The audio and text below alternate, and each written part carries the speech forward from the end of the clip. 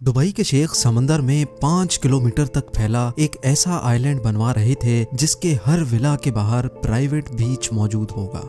समंदर की खतरनाक लहरों को रोककर वहां एक लग्जरी आइलैंड बनाने का सुहाना ख्वाब जो दुबई के शेख ने देखा था, वो इंजीनियर्स और वर्कर्स के लिए एक घिनौना ख्वाब साबित हुआ। की कोस्ट लाइन जो सिर्फ 70 किलोमीटर पर फैली हुई थी, उसको 124 किलोमीटर तक फैलाने के लिए ये पाम शेप का आइलैंड डिजाइन किया गया।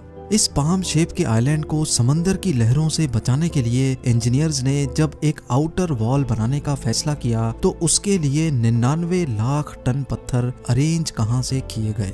जिन पत्थरों को समंदर में डालकर ये आउटर आइलैंड बनाया जा रहा था, उनमें से अगर एक भी पत्थर सही पोजीशन में नहीं रखा गया तो आइलैंड किसी भी वक्त तबाही का निशाना बन सकता है। ये चेक करने के लिए डाइवर्स 30 मीटर पानी के नीचे जाते थे और हर एक पत्थर की पोजीशन चेक करके बाहर बैठी टीम को ओके का सिग्नल देते थे। Challenge number 5। पाम जुमेरा की कंस्ट्रक्शन स्टार्ट हुए अभी 6 महीने गुजर चुके थे और इंजीनियरिंग टीम ने 4 किलोमीटर लंबा ब्रेक वाटर बना लिया था, लेकिन 7 किलोमीटर अभी भी बनाना बाकी था। दुबई के क्राउन प्रिंस शेख मोहम्मद बिन रशीद अल मखतूम ने इंजीनियरिंग टीम को ये आइलैंड बनाने के लिए जो डेडलाइन दी थी, वो थी सिर्फ और सिर्फ 2.5 साल। यानी अब इंजीनियर्स के पास बकाया सिर्फ 21 महीने बचे थे, जिसमें ये ब्रेक वाटर भी कंप्लीट करना था और साथ साथ इसके अंदर पाम शेप का आइलैंड भी। इंजीनियर्स के लिए खड़ा होने वाला चैलेंज ये था कि अगर इन्होंने ब्रेक वाटर कंप्लीट करने के बाद अंदर के आइलैंड बनाने का काम शुरू किया तो ये शेख की दी गई डेडलाइन पर पूरा नहीं उतर सकेंगे, और अगर पहले अंदर के आइलैंड पर काम शुरू किया तो समंदर की लहरें इस आइलैंड को निगल जाएंगी। यानी अब इंजीनियर्स एक ऐसे जाल में फंस चुके थे जिसमें से निकलने के लिए उनको अपनी प्लानिंग चेंज करनी पड़ी। इस चैलेंज से निपटने के लिए इंजीनियर्स ने फैसला किया कि दोनों आइलैंड्स की कंस्ट्रक्शन एक साथ चलेंगी। यानी जैसे जैसे ब्रेक वाटर बनता चला जाएगा, उस हिस्से के अंदर पाम आइलैंड को भी साथ साथ ही बनाना पड़ेगा। अभी ये प्लानिंग हुई ही थी कि सर्दियों का मौसम आ पहुंचा और एक नई मुसीबत गले पड़ गई। हर साल सर्दियों के मौसम में अरेबियन गल्फ तेज हवाओं के निशाने पे रहता है, जिनको शमाल स्टॉर्म्स कहा जाता है। इन तेज हवाओं की वजह से समंदर काफी भयानक हो जाता है, इतना भयानक कि इसमें ट्रेवल करना ही बहुत मुश्किल होता है। आइलैंड की कंस्ट्रक्शन के लिए समंदर का पुरसुकून होना बहुत जरूरी था। इस तूफान की वजह से 2 महीनों तक कंस्ट्रक्शन का काम हॉल्ट पे था, लेकिन इन 2 महीनों के दौरान कंस्ट्रक्शन टीम ने अपना टाइम जाया नहीं किया, बल्कि एक ऐसे मसले का सॉल्यूशन ढूंढने लगे जो वाकई एक बहुत ही मुश्किल टास्क था। Challenge number 6। पाम आइलैंड को बनाने के लिए 94 मिलियन क्यूबिक मीटर रेत चाहिए थी। अगर वजन के हिसाब से बात की जाए तो इस पाम ट्री शेप के आइलैंड को बनाने के लिए हैरतअंगेज तौर पे 1.5 करोड़ टन वजनी रेत रिक्वायर्ड थी, जो कि वाकई एक सर फिरा देने वाला टास्क था। चैलेंज ये नहीं था कि इतनी सारी रेत आइलैंड साइड तक पहुंचाई कैसे जाएगी, बल्कि चैलेंज ये था कि इतनी सारी रेत लाई कहां से जाएगी।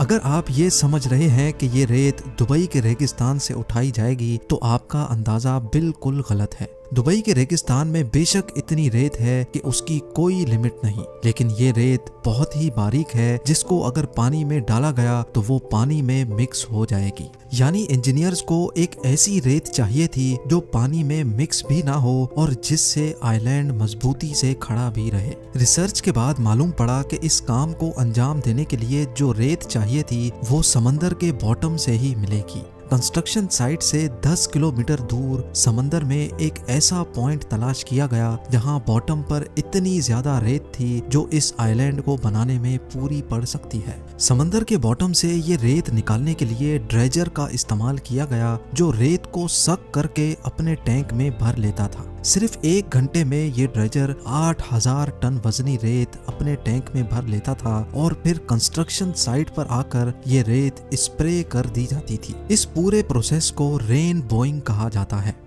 रेत को निकालने से लेकर कंस्ट्रक्शन साइट तक ले जाने में एक ड्रेजर को 4 घंटे लगते थे और एक वक्त में 8000 टन रेत ट्रांसपोर्ट की जाती थी। यानी अगर ये ड्रेजर सिर्फ डे टाइमिंग्स में 12 घंटे काम करेगा तो पूरे 1.5 करोड़ टन रेत लाने में 2 साल लग जाएंगे। लेकिन इंजीनियर्स के पास इतना टाइम कहाँ था। इसीलिए ये फैसला किया गया कि एक वक्त में कई ड्रेजर्स ये काम अंजाम देंगे ताकि कम से कम टाइम में शेख की दी हुई डेडलाइन पर पूरा उतर सकें।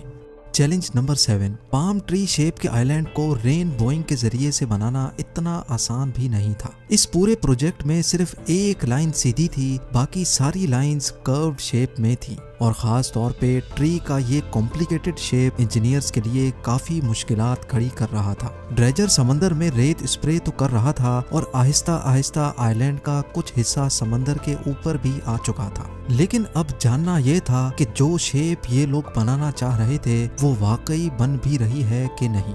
अगर गलत पोजीशन में रेत स्प्रे की गई तो ना सिर्फ आइलैंड का शेप बर्बाद होगा बल्कि पैसा और टाइम दोनों बर्बाद हो सकते हैं। इसी वजह से ये फैसला किया गया कि 650 किलोमीटर ऊपर आसमान में अर्थ के गिर्द घूमने वाली सैटेलाइट की मदद ली जाए। जी हाँ, अर्थ के गिर्द घूमने वाली सैटेलाइट के जरिए पाम जुमेरा साइट की फोटोज ली गईं, जिससे ये साबित हुआ कि अभी तक आइलैंड का जितना भी काम हुआ है उसकी शेप प्लान के मुताबिक ही है। शेख को ये जानकर खुशी तो हुई, लेकिन जैसे जैसे ड्रेजर सैंड स्प्रे करता जा रहा था उसकी मुश्किलात में उतना ही ज्यादा इजाफा भी होता जा रहा था। ना ही समंदर में ट्री शेप की कोई आउटलाइन थी और ना ही ऐसी कोई आउटलाइन यहाँ बनाई जा सकती थी। ड्रेजर का अंदाजे से समंदर में रेत स्प्रे करके पाम ट्री शेप को मेंटेन रखना काफी ज्यादा मुश्किल हो रहा था। अब इंजीनियर्स को कुछ ऐसा करना था जिससे ड्रेजर को पिन पॉइंट एक्यूरेसी पता चल सके और वो फिर वहीं तक रेत स्प्रे करे। इस काम को अंजाम देने के लिए जीपीएस टेक्नोलॉजी का इस्तेमाल किया गया। वर्कर्स जिनके हाथ में जीपीएस यूनिट मौजूद थे वो आइलैंड के बॉर्डर पे वॉक करते जाते और उनकी पोजीशन का रियल टाइम डाटा सेव होता जाता था। जीपीएस कोऑर्डिनेट्स का ये डाटा ड्रेजर को भेजा जाता था और ड्रेजर सिर्फ उसी पॉइंट पर रेत स्प्रे करता था जहां मैनुअली इंसान वॉक करके गया था। ये सॉल्यूशन पूरी तरह काम कर रहा था और अब ड्रेजर पिन पॉइंट एक्यूरेसी से आइलैंड के बॉर्डर पे फिलिंग कर रहा था। चैलेंज नंबर 8, पाम जुमेरा की कंस्ट्रक्शन को स्टार्ट हुए 1 साल से भी ऊपर हो चुका था। ब्रेक वाटर 8 किलोमीटर बन चुका था और दूसरी तरफ पाम आइलैंड की टीम भी दिन रात सिर्फ इसी काम पर लगी थी। अभी तक पाम आइलैंड की 16 में से 9 शाखें बन चुकी थीं। तभी इंजीनियरिंग टीम के सामने एक ऐसा चैलेंज आ खड़ा हुआ जो उनके वहमो गुमान में भी नहीं था। ब्रेक वाटर, जिसको असल में समंदर की ताकतवर लहरें रोकने के लिए बनाया जा रहा था, उसने अपना काम दिखाना शुरू कर दिया था। वो वाकई लहरों को तो अच्छी तरह रोक रहा था, लेकिन अब आइलैंड के अंदर पानी का बहाव कम हो चुका था। यानी जो पानी आइलैंड की अंदरूनी साइड पे था वो एक ही जगह खड़ा रहकर मैला और बदबूदार होने लगा था। ये एक ऐसा मसला था कि अगर अभी इसका कोई सॉल्यूशन ना निकाला गया तो इस बात का पूरा चांस था कि शेख का ये प्रोजेक्ट बुरी तरह से फ्लॉप हो जाएगा। अब इस मसले से निपटने के लिए आइलैंड के डिजाइन में चेंजेस करना जरूरी था। कुछ तो ऐसा करना होगा जिससे आइलैंड के अंदरूनी साइड पर पानी चलता रहे ताकि वो खराब ना होने पाए। खुशकिस्मती से इंजीनियर्स को इसका एक अच्छा सॉल्यूशन मिल गया। ये फैसला किया गया कि ब्रेक वाटर को 2 साइडों से तोड़कर वहां ब्रिज बनाए जाएंगे ताकि एक साइड से पानी का प्रेशर अंदर जाए और दूसरी साइड से बाहर निकल सके। ये सॉल्यूशन आखिरकार काम कर गया और पूरे 2 हफ्तों के बाद आइलैंड के अंदर फंसा बदबूदार पानी आहिस्ता आहिस्ता वापस बाहर निकल गया। चैलेंज नंबर 9, अगस्त 2003 में पाम जुमेरा का ब्रेक वाटर कंप्लीट हो चुका था। 99 लाख टन पत्थरों से बना 250 मीटर चौड़ा ये ब्रेक वाटर समंदर की लहरों को अच्छी तरह से रोके हुए था। इसके एक ही महीने के बाद पाम आइलैंड की टीम से भी अच्छी खबर आ गई। 1.5 करोड़ टन रेत से बनाए जाने वाले पाम ट्री की 16 शाखें भी कंप्लीट कर ली गई थी। ड्रेजर्स जो 1 साल से मुसलसल चल रहे थे उनका भी आराम करने का वक्त अब आ चुका था।